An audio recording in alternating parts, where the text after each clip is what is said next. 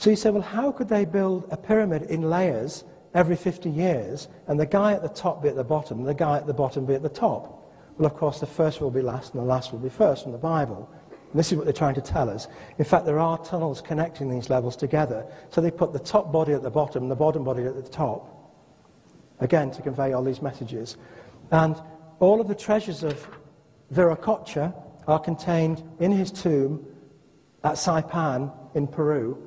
For example, the number of the super gods we saw earlier when we had the matrix 1, 1, 1, 1, 1, 2, 2, 2, 2, 2, 3, 3, 3, 3, 3, all the way down, and then at the bottom we had 1,366,560. That was on level 9 when we added up all of those cycles. Here we see we've got 9, the straps of the coffin are held together with 9, 9, 9, 9, 9, which again is the number of the super gods, which tells us that the men in Peru were, like Lord Pakal, a super god. And there is Viracocha Pakal, and that's a picture you saw briefly earlier on, with a bat mask over his face. Now the bat brought death. So, and he's got feathers on his head. So we have the bat mask, and we have feathers on his head like Quetzalcoatl. Quetzalcoatl was the feathered snake. The feathers and the snake of Egypt, Tutankhamun, were the feathered snake of Mexico, Quetzalcoatl. Also the feathered snake of Peru. We have the same theme coming through, whereby the feathers epitomized the spirit in the sky, and the snake represented the body on earth, or the body on the ground.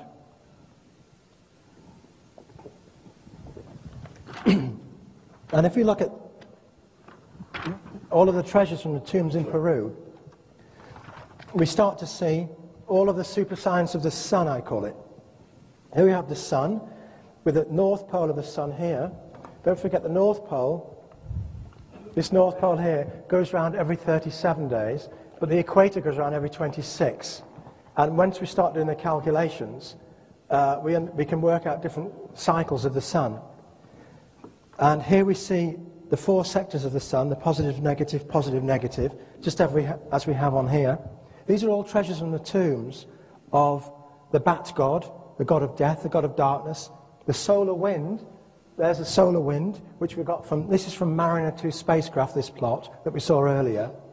As the sun rotates, every 7 days we get 7 days positive radiation, negative radiation coming from the sun, 7 days positive, 7 days negative, 7 days positive.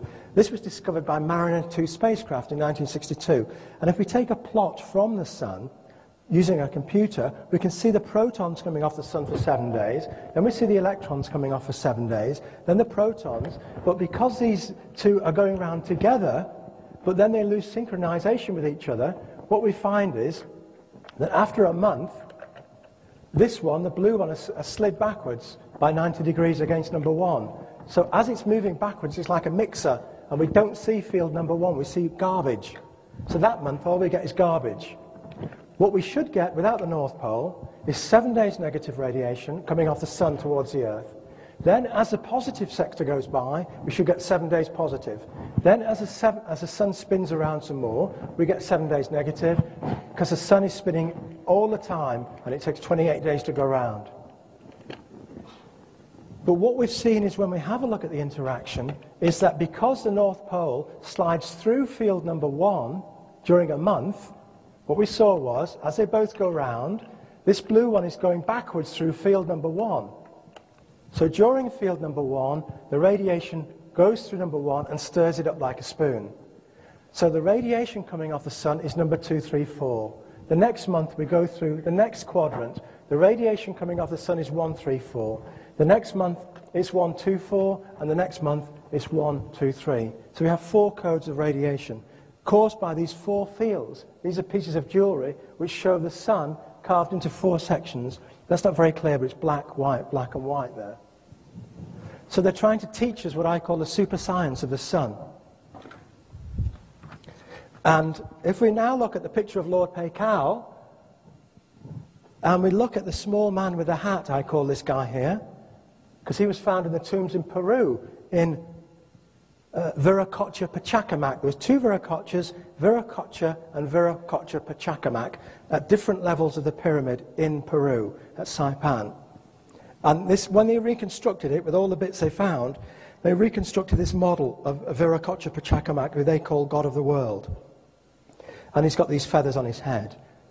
And in the tomb with him, with these small representations of this small man with a hat, and the small man has corks hanging from his hat.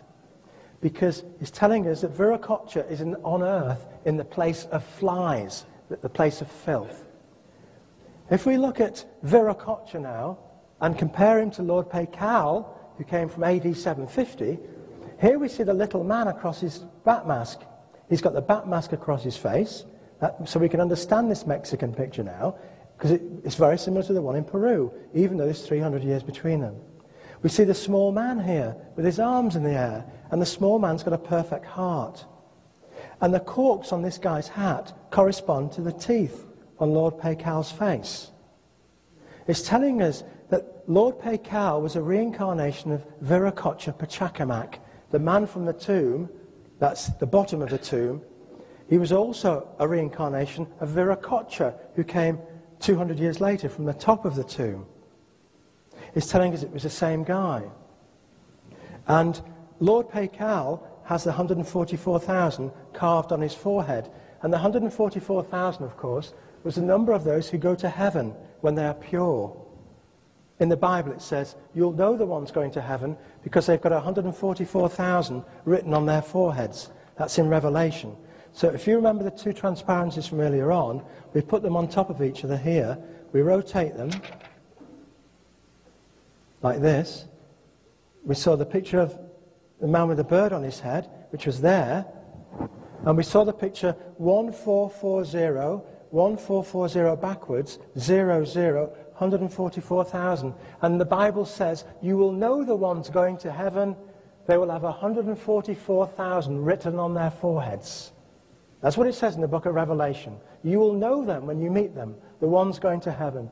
And here we have Lord Pakal of the Maya, leader of the Maya, buried in the tomb in Mexico with 144,000, 144000, backwards 144000, written on his forehead. He's got a small baby bird on his head, which is a Quetzal bird, brightly coloured feathers.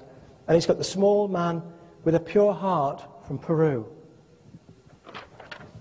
And there's the small man with a pure heart telling us that the way to heaven, if you want to become one of the 144,000 here, you've got to have a pure heart. Then you'll become a bird, a baby bird, and go to heaven. So it's all interesting stuff, isn't it? Now, as I said, I'm actually going very, very slowly because of the equipment, because it's so bad. And what we know, briefly, is that Qin Shi Huangdi, the first emperor of China, of unified China, had two dragons. His emblem was two dragons, and the dragons carried the sun, or Venus. In fact, two dragons carry the twin planet Venus. And Qin Shi Huangdi, the leader of the Chinese in 220 BC, was shown as a stag carrying a pearl and an eagle and a snake, the feathered snake, Quetzalcoatl of the Mexicans. He was the eagle in the sky, like Tutankhamun, and the snake on the ground, on earth, and he was also a stag, and he carried the seed of knowledge. We saw earlier how Lord Pakal was a stag, and he bowed to the audience, and he had two stags applauding him either side. That was from the mural of Bonampak in Mexico. This now is from China, of a different time period. In Mexico we were looking at 750 AD. This is 1,000 years earlier in China, which tells us that the emperor was the stag and the feathered snake, which is exactly the same as Lord Pakal of Mexico. It's exactly as Tutankhamun, who was a feathered snake. So what we're being told is that all of these guys kept coming to earth. Jesus came to earth many times. He came to earth as Lord Krishna 2,500 years before BC. He came to earth. If we look at the terracotta warriors of China. I'll just digress slightly. I'm trying to take out chunks of the